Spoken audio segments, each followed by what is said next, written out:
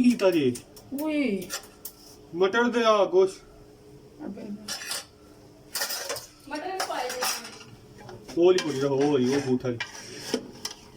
ਲੱਭ ਪਾਏ ਨਾ ਲੱਭ ते बोतल ले आओ फटाफट ਆਹੋ ਕੋਲਾ ਨੈਕਸਟ ਹੋਣੀ ਚਾਹੀਦੀ ਹੈ ਨਾਲ जी हाँ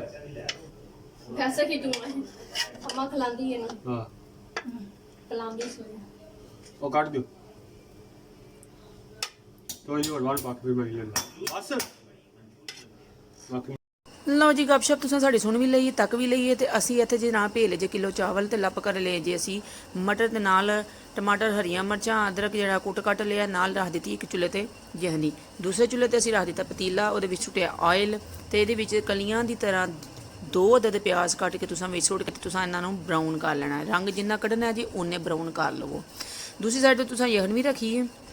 तो यहनी भी नाल गोश्त दी जिन्ना तो साड़ा गोश्त है उस हिसाब से यहनी रख लो उस बाद चा देखें जी हम यहाँ पे पॉपकॉर्न भी बना रहे हैं साथ साथ हम अपनी भूख भी मिटा रहे हैं ले जी हमारे हो गए हैं प्याज ब्राउन और इसमें हमने सूट दी है अदरक हरिया मिर्चा टमाटो 2 अदद टमाटो और 8 से 10 अदद हरिया मिर्चा और इसमें अदरक भी कूट के हमने डाल दी है यहनी हमारी बन गई थी उसमें से गोश्त को हमने वखरियाँ कर लिया है और सुट दिया है प्याजों के अंदर और इस तरह से हमने फिर क्या किया है जी कार के जितने भी मसाला जात थे जिसमें से नमक दादर मिर्च मोटी इलायची छोटी इलायची दालचीनी कलौंजी ज़ीरा सूखा धनिया ठीक है ये सारी काली मिर्चें ये मसाला गर्म मसाला पा के तो हमने इसको कर देना है थोड़ा देना पूना चाड़ना है उसके बाद हमने जो हमारे मटर पड़े हुए थे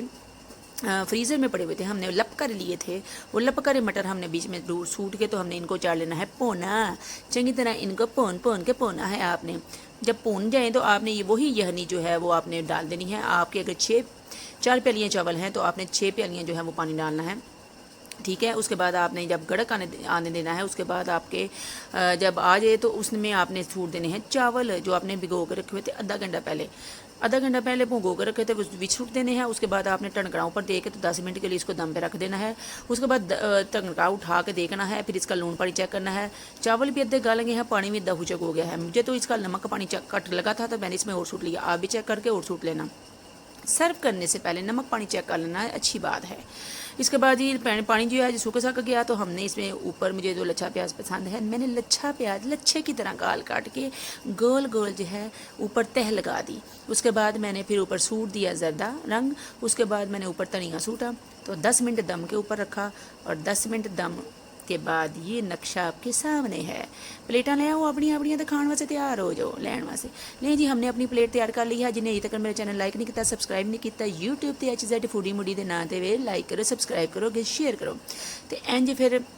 स्टील की प्लेट में मैं खाना पसंद है तो मैं जनाब अपनी प्लेट रेडी की है वड्डा जिहा नवाला बनाया बिच रखा एक अनियन तो जिहड़े वेले मूँह च पाया तो फिर की है जी फिर एक ही गल निकली कि झस आ गई है तो तुसीं भी खाओ सब्सक्राइब करो।